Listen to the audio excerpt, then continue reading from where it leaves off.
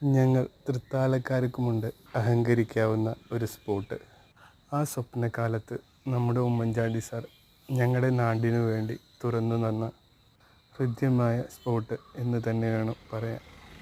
ഞങ്ങളുടെ ഒരു ബന്ധവുമില്ലാത്ത രണ്ട് നാടുകൾ കൂട്ടിയിഴക്കി ഇന്നത്തെ പ്രൗഢഗംഭീരമായ രീതിയിൽ ഞങ്ങളുടെ നാടിനെ വികസിതമാക്കിയ ഒരു സ്വപ്ന മേഖല ഇന്നിതാ സമൃദ്ധിയായി കുളിർമയുള്ള കാഴ്ചകളോടെ നിങ്ങൾക്ക് മുന്നിൽ.